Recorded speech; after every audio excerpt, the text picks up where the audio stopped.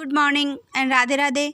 कल हमने पढ़ा था क्रिया का अर्थ, क्रिया की परिभाषा और क्रिया के भेद। क्रिया के भेद दो आधारों पे बताए थे मैंने, क्रम के आधार पर क्रिया के भेद बताए थे और प्रयोग एवं रचना के आधार पर बताए थे। क्रम के आधार पर भी क्रिया के दो भेद बताए थे, एक तो था सकर्मक क्रिया और एक था अकर्मक क्रिया। ठीक है बच्चों, कल हमारा हुआ था सकर्मक क्रिया की परिभाषा हो गई थी। ठीक है बच्चों, आज हम पढ़ेंगे सकर्मक क्रिया के भेद। अब सकर्मक क्रिया के भी तीन भेद बताए गए हैं। पहला एक कर्मक क्रिया, दूसरा द्विकर्मक क्रिया, तीसरा अपूर्ण सकर्मक क्रिया। ठीक है बच्चों, एक कर्मक क्रिया किसे कहते हैं? देखो, जिस क्रिया का केवल एक क्रम हो, जिस क्रिया का क्या हो, केवल एक ही क्या हो, क्रम हो, उसे एक कर्मक क्रिया कहते हैं। एक क्रम से ही समझ में आ रहा होगा, एक कर्मक मतलब एक क्रम हो तो वहाँ पे कौन सी क्रिया हो जाएगी? एक कर्मक क्रिया आएगी। जैसे कि बच्चा फल खाता है, दूसरा है नौकर बर्तन धो रहा है, गाय पानी पीती है, मुर्गा दाना चुग रहा है। ठीक है बच्चों, तो इसमें फल, बर्तन, पानी और दाना ये क्या हो गए? एक एक क्रम है। ठीक है, फल, बर्तन, पानी, दाना ये क्या हो गया? इसमें ओनली एक ही क्रम है। ठीक है, केवल एक ही क्रम है। उसी प्रकार से यहाँ पे कौन सी क्रिया हो जाएगी? एक क्रमक क्रिया आएगी। इनमें कौन सी क्रिया? देखो, बच्चा फल खाता है तो इसमें एक क्रम है। ठीक है, नौकर बर्तन धो रहा है, इसमें भी एक क्रम है, गाय पानी पीती है, इसमें भी क्या है? एक क्रम है। ठीक है, तो ये यहाँ पे कौन सी क्रिया हो जाएगी? एक क्रमक क्रिया। ठीक है बच्चों, उसी प्रकार से द्विकर्मक क्रिया। अब द्विकर्मक क्रिया किसे कहते हैं बच्चों? जैसे जिस क्रिया में दो क्रम होते हैं। अब इसमें क्या है? दो क्रम द्विक्रमक में होते हैं। द्विक्रमक क्रिया में मतलब द्विक्रमक से ही समझ में आ रहा होगा कि यहाँ पे क्या है? दो क्रम होते हैं। इसमें दो क्रम होते हैं, वह द्विक्रमक क्रिया कहलाती है। अर्थात जिस वाक्य में क्रिया के साथ दो क्रम प्रयुक्त हो उसे द्विक्रमक क्रिया कहते हैं। जैसे औरत पक्षियों को दाना डाल रही है, दूसरा है चिकित्सक रोगी को दवा पिला रहा है, तीसरा है किसान पौधों को पानी दे रहा है, माँ बच्चों को रोटी खिला रही है।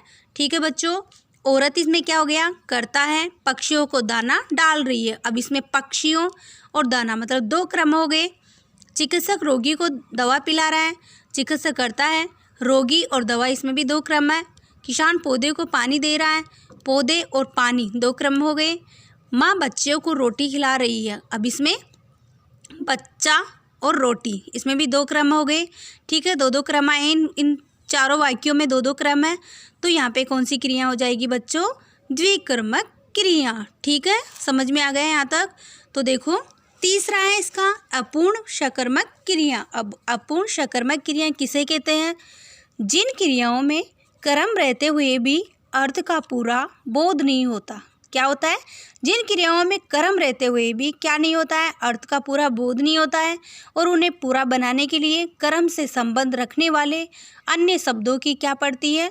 आवश्यकता पड़ती है, जरूरत होती है। तो उन्हें कौन सी क्रिया कहेंगे?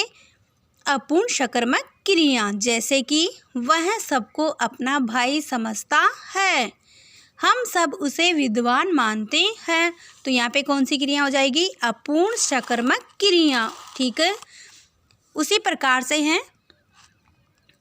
अकर्मक क्रिया। ठीक है, क्रम के आधार पर दो बताए थे, सकर्मक और अकर्मक क्रिया। अब सेकंड पॉइंट है सकर्मक क्रिया कंप्लीट हो गई हमारी। अब दूसरा पॉइंट है अकर्मक क्रिया। अकर्मक क्रिया किसे कहते हैं, उसका अर्थ क्या होता है वो मैं बताती हूँ अभी। ठीक है बच्चों, तो देखो, अकर्मक का शाब्दिक अर्थ होता है बिना कर्म के। क्या होता है इसका अर्थ शाब्दिक? बिना कर्म के। अर्थात जिस वाक्य में क्रिया का प्रभाव या फल केवल कर्ता पर ही पड़ता है। किस पर? केवल कर्ता पर ही पड़ता है।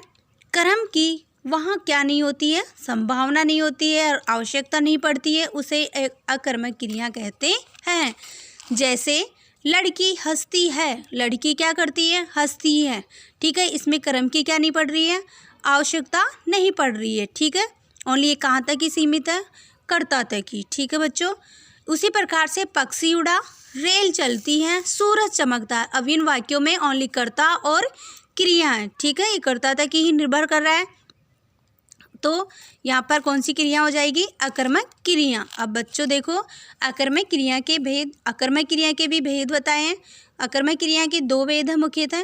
पहला है पूर्ण अकर्मक क्रिया, दूसरा है अपूर्ण अकर्मक क्रिया। अब पूर्ण अकर्मक क्रिया किसे कहते हैं? ये क्रियाएं स्वयं में पूर्ण होती है। ये क्रियाएं अपने आप में क्या होती हैं? पूर्ण होती है। उनका अर्थ ग्रहण करने के लिए किसी अन्य शब्द का होना आवश्यक नहीं होता है। मतलब अन्य शब्द की क्या नहीं होती है, यहाँ पे आवश्यकता नहीं पड़ती है। तो यहाँ पे कौन सी क्रिया हो जाएगी? पूर्ण अकर्मक क्रिया है। ठीक है, जैसे चिड़िया उड़ती है। चिड़िया क्या करती हैं? उड़ती है। अर्थात उड़ती क्या है? इसमें क्रिया हो गई, और स्वयं में ये क्या हो गया? ये अपने आप में पूर्ण क्रिया। ठीक है, उसी प्रकार से है दूसरा है अपूर्ण अकर्मक क्रिया। ये कौन सी क्रिया के प्रकार हैं? अकर्मक क्रिया के हैं। अब सेकंड इसका अपूर्ण अकर्मक क्रिया। ये क्रियाएं अपने आप में पूर्ण नहीं होती हैं। ये क्रियाएं क्या नहीं होती हैं? पूर्ण नहीं होती हैं। इनके अर्थ की पूर्णता के लिए कर्ता से संबंध रखने वाले किसी शब्द विशेष की क्या पड़ती है? आवश्यकता पड़ती है, ज़रूरत पड़ती है। जैसे कि आम मीठा है। आम क्या है? मीठा है। तो इसमें मीठा शब्द हटा दे तो क्रिया क्या हो जाएगी? इसमें अधूरी हो जाएगी, तो अर्थ स्पष्ट नहीं हो पाएगा हमारा यहाँ पे। तो यहाँ पे कौन सी क्रिया हो जाएगी? अपूर्ण अकर्मक क्रिया। ठीक है, और कल पढ़ेंगे। धन्यवाद बच्चों।